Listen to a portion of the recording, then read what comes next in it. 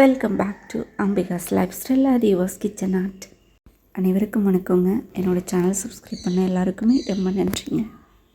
Breakfast எங்கள் ஊர்லேருந்து கொஞ்சம் தள்ளி வந்ததுக்கப்புறமா ஒரு இடத்துல பிரேக்ஃபாஸ்ட் சாப்பிட்டோங்க. ரொம்ப ஹோம்லி ஃபுட்டாக இருந்தது. இந்த வழி அடிக்கடி என்னோடய ஹஸ்பண்ட் வந்து போய் வந்ததுனால இந்த ஹோட்டல் வந்து நல்லாயிருக்கும் அப்படின்னு சொன்னாங்க. அதனால நாங்கள் சாப்பிட்டோம். அந்த வழியில் சாப்பிட்டுட்டு அப்படியே ட்ராவல் ஸ்டார்ட் ஆச்சுங்க. சேலத்தில் பயங்கரமான டிராஃபிக்குங்க. ரொம்ப டிராஃபிக் இருந்தது. காருக்கு முன்னாடியும் சரி பின்னாடியும் சரி அவ்வளோ ஒரு வண்டிகள் வந்து நின்றுட்டு இருந்தது. இந்த மாதிரி சம்மர் வெக்கேஷன் ஹாலிடேஸ் இந்த மாதிரி டைம்லலாம் எப்போவுமே சேலத்தில் மட்டும் இந்த மாதிரி தான் இருக்கும். நம்ம தான் ரொம்ப ரொம்ப கவனமாக போகணும். அந்த டைம்லலாம் நம்ம ஒரு 2 ஹவர்ஸில் ஒரு இடத்துக்கு போகிறோம் அப்படின்னா அந்த மாதிரி டிராஃபிக்கில் நம்மளுக்கு இருந்தது அப்படின்னா ஒரு 4 ஹவர்ஸ் ஆகிடும். கண்டிப்பாக அது எல்லாருக்குமே மெட்ரோபாலி சிட்டியில் இருக்கிறவங்களுக்கெல்லாம் கண்டிப்பாக தெரிஞ்சிருக்கும். ரொம்ப டிராஃபிக் தான் இருந்தது. நிறுத்தி நிறுத்தி நிறுத்தி நிறுத்தி அந்த மாதிரி தான் போயிட்டுருந்தோம்.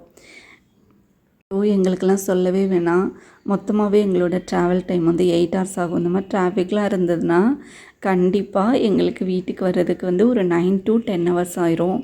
அவ்வளோ நேரம் ஆயிடுச்சு. அப்புறம் போகிற வழியில் கரூரில் வந்து மோகனா பார்வதி எல்லோரும் கேள்விப்பட்டிருப்பீங்க.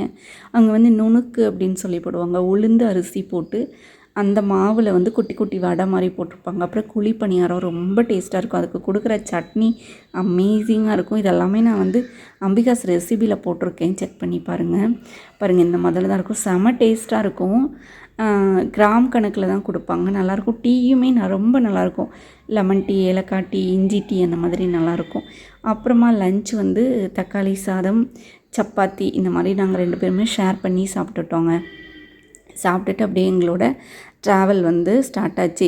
இந்த லஞ்சு சாப்பிட்ட ஹோட்டலுக்கு வெளியில் வந்து ஒரு குட்டி கடை ஒன்று போட்டிருந்தாங்க. அதில் வந்து நிறைய அந்த பெர்ஃப்யூம் ஃப்ராக்ரண்ட்டுக்கு வந்து காரு, ரூமு, ஹோம் பாத்ரூமு அந்த மாதிரி இடங்களில் வைக்கிறதுக்காக சணலில் வந்து வெற்றி வேறு, ரோஜா இதழ், அப்புறம் லெமன் கிராஸ் இந்த மாதிரியெல்லாம் போட்டு சேல் பண்ணாங்க.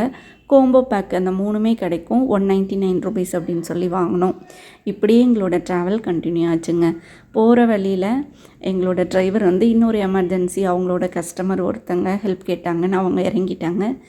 என் ஹஸ்பண்டே அப்படியே ட்ரைவ் பண்ணிகிட்டே வந்தாங்க.